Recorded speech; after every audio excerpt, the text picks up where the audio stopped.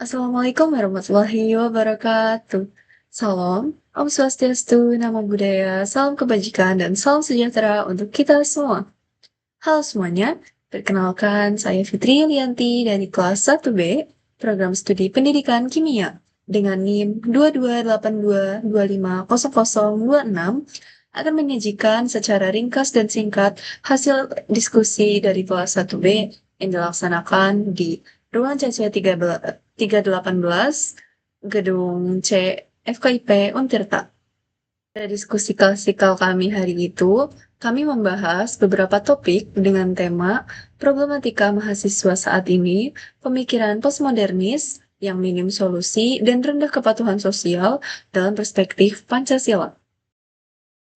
Nah, dengan adanya diskusi pada hari itu membuat kami atau saya pribadi merasa lebih terbuka lagi wawasannya tentang jenis pola pikir ini dan mengapa pola pikir ini dapat terjadi atau diterapkan secara langsung atau tidak langsung oleh mahasiswa-mahasiswa saat ini.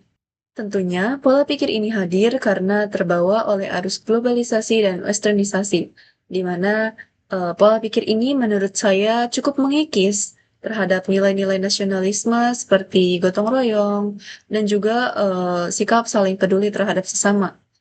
Namun, apakah pola pikir ini hanya semuanya negatif?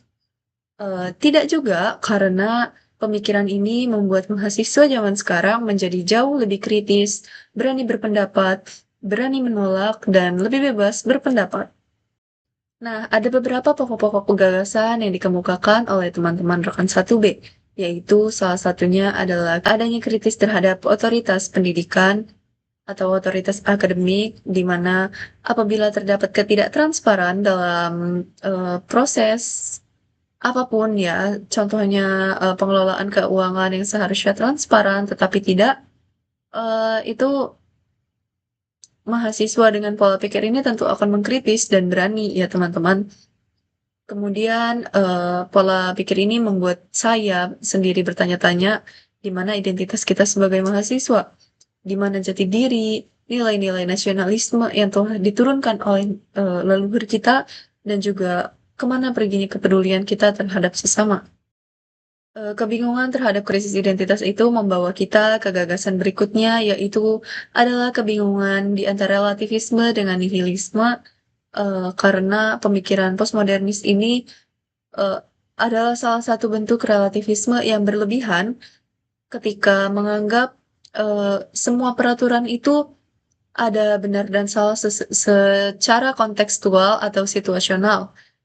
Kemudian selanjutnya ada gagasan yang sama, yaitu peraturan ada eh, untuk diikuti secara situasional, di mana gagasan ini eh, cukup kontroversial ya, karena peraturan itu seharusnya berlaku untuk semua orang dan berlaku di tempat di mana peraturan itu dibuat, lalu juga seperti peraturan kampus, di mana peraturan itu harus berlaku di kampus dan tidak ada sesuatu yang dapat ditoleransi ketika peraturan tersebut dilanggar.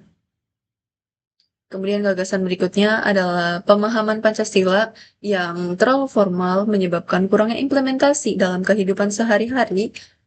Itu membuat mahasiswa kehilangan arah, kehilangan nilai-nilai Pancasila dalam menjalani kehidupan, sehingga muncullah pemikiran postmodernis ini, lalu juga hilangnya kepedulian terhadap sesama, dan maraknya sikap individualisme, apatis, sekarang cukup ramai dan cukup umum ditemui di kalangan mahasiswa.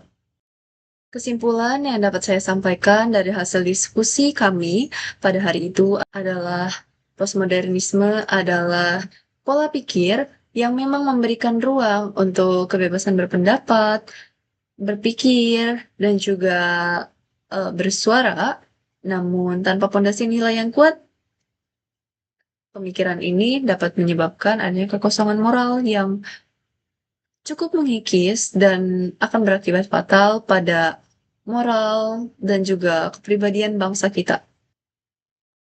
Nah, pada saat-saat seperti inilah Pancasila hadir sebagai solusi menjadi kompas moral dari bangsa kita. menyeimbangkan kemajuan dengan nilai-nilai ketuhanan, kemanusiaan, serta keadilan. Sebagai contoh solusi yang dapat dikaitkan dengan Pancasila untuk permasalahan-permasalahan ini adalah keterkaitan dengan sila pertama, yaitu ketuhanan yang Maha Esa, untuk dijadikannya sebagai nilai moral dan keimanan dan pedoman sebagai dasar berpikir kita, para mahasiswa, agar kebebasan postmodernis kita dapat tetap beretika, bermanfaat, dan beradab. Lalu ada solusi yang kedua, yaitu sila kedua, kemanusiaan yang adil dan beradab, di mana peningkatan rasa kemanusiaan untuk mengatasi minimnya solusi, lalu juga menghargai perbedaan yang ada, bersikap sopan dalam berpikir kritis, lalu adanya kesadaran bahwa kritik itu harus didasari dengan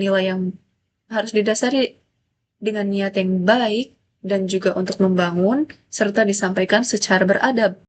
Mari mahasiswa semuanya, kita sebagai agen perubahan harus menjadi mahasiswa yang kritis, namun juga tetap solutif, bertanggung jawab, serta mengekstrak nilai-nilai Pancasila dalam cara kita berkehidupan sehari-hari. Sekian kesimpulan diskusi yang dapat saya sampaikan. Kurang lebihnya mohon maaf. Wassalamualaikum warahmatullahi wabarakatuh.